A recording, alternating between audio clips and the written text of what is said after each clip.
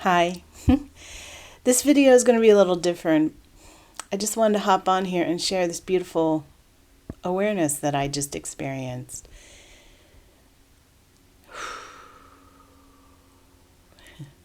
This is huge for me. The videos I've created in the past have all been written from me, of course, because I love to tell stories. I love to write. I love the English I love the English language. I love things to flow. I love to use analogies and metaphors, and I'm very particular about the words that I speak as a person and, of course, as a creator. But what I've not allowed myself to come to you in this form, in this open, free form, and I just figured out why. And I wanted to share with you because I think it's so beautiful and so powerful. It actually started a few weeks ago. So I'm going to take you back a few weeks ago. I was grooming my dog, and he had a flea on him. It's the first time I've had fleas on my dog. I've been in Florida for a little over a year now, and fleas are a thing down here. So anyway, I immediately went out to the store and got all the oils and powders and shampoos, whatever, all natural, of course, that he needed.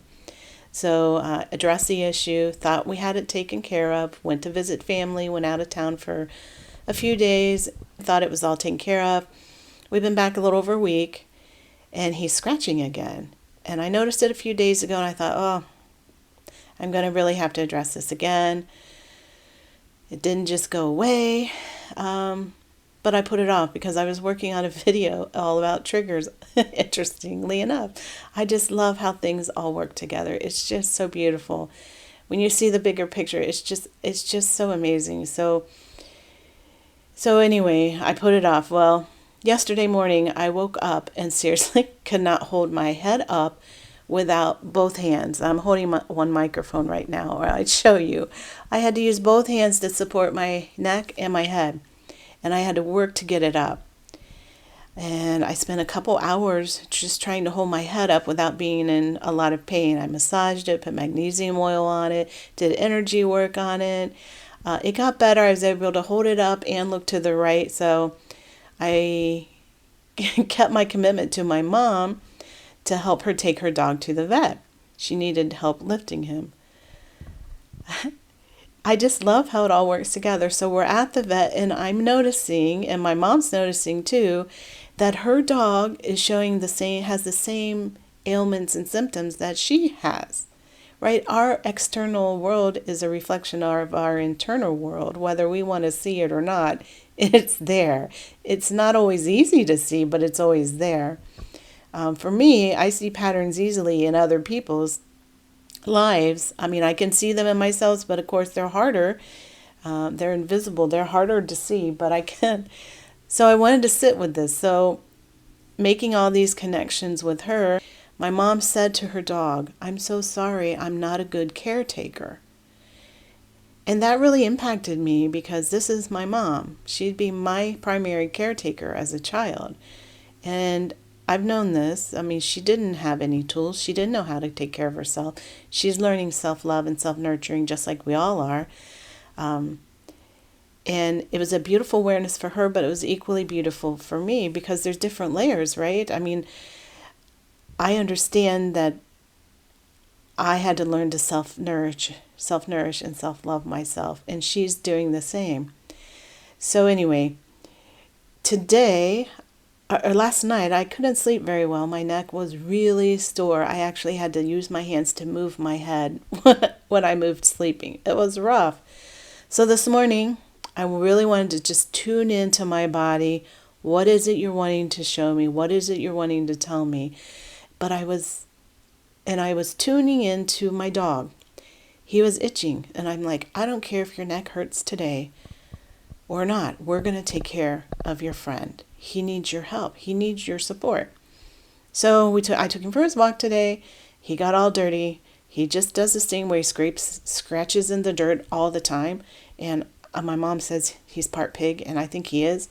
I could bathe him every day, and he'd be dirty. He just likes to do what he does.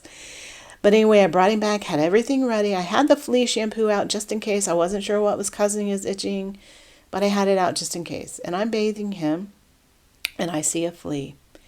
And I'm talking to the flea, and I'm saying, fleas, I know you have a life too, and you have a purpose here, but you can't be on my dog because you bite him and you cause him pain. And I'm loving him, and I'm nurturing him, and I'm working through all of this, and I'm getting all the fleas off, and I'm just doing it in such a nurturing, loving way. And it's dawned on me that I have learned to nurture and love myself, because you can't give to another what you don't do for yourself, right? I'm nurturing this little dog and loving him just as I nurture and love myself. And I'm also wanting the fleas to be well cared for. But as I'm drying him off, and I get him all wrapped up in his little towel, and then we cuddle snuggle. To keep him warm, I just wrap him in his towel, and I hold him, and we just cuddle, and he falls asleep in my arms. That's when I was able to finally tune into my neck and what was going on. And it dawned on me that my neck was not hurting. So while I was taking care of him and focusing on him and nurturing and pouring all that beautiful love into my dog, who is another aspect of me, my neck pain went away. I was being my true, authentic, nurturing self with him, oblivious of everything else, just pouring that beautiful love into him. He didn't like the process. He does not like to be bathed. He does not like using the flea comb on him. He does not like soap, water. It all terrifies him. That's why I talk him through it. We've worked on this a long time, this whole grooming thing, to get it to where he's calm and trusting of me. And it's beautiful. But what I realized was, so I want to say this in a way that doesn't make me,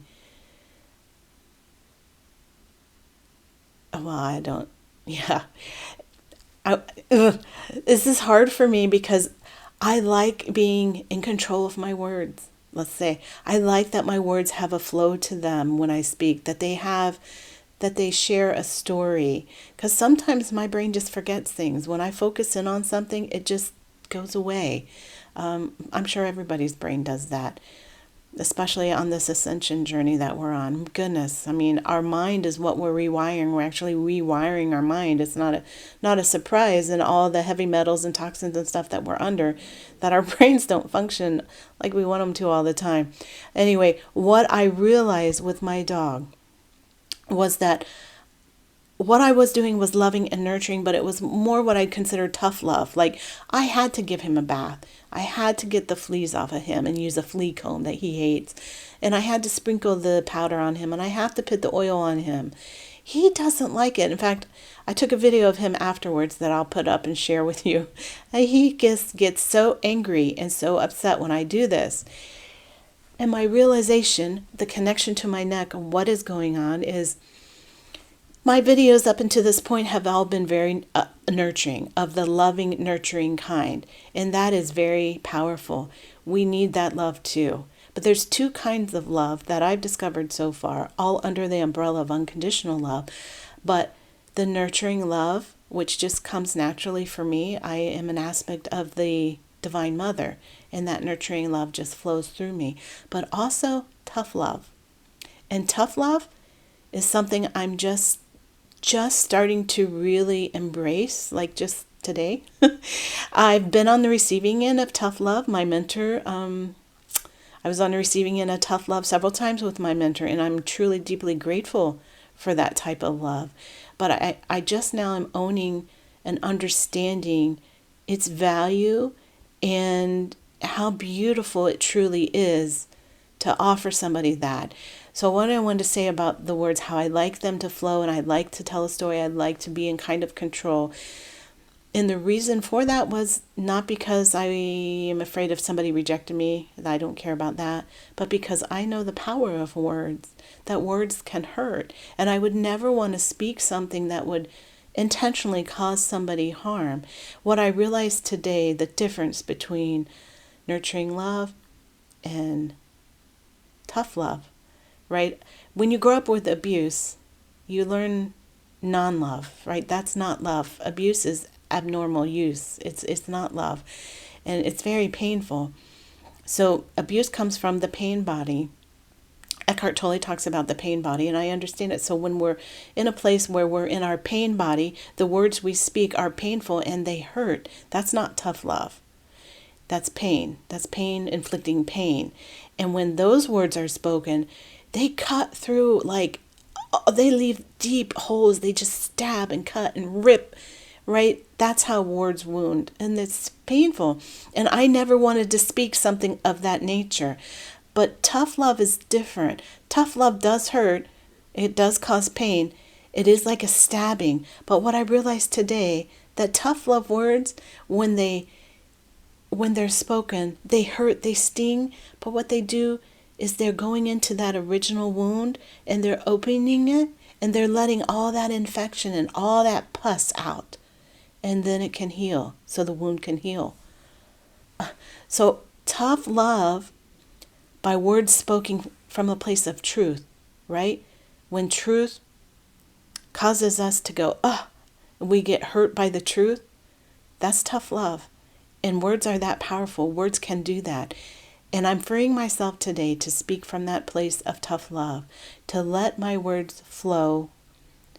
I will also still be doing the stories and the metaphors and similes because they are so powerful. They're such a beautiful way to take very big concepts, very complex concepts, and simplify them. And that's powerful and necessary too. But you're going to see more of me being me, sharing my wisdom from a place of just off the cuff maybe, and just allowing it to flow from the truth of who I am to the truth of who you are. Always through integrity, always through love, always seeking to empower you on your journey to remembering the truth of who you truly are. That is why I'm here. That is my goal. That's my mission in life. I am here to help you find your way back to you. Because when you're home, there's nothing more beautiful than that.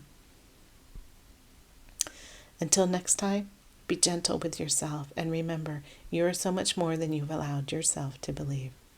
Sending you so much love.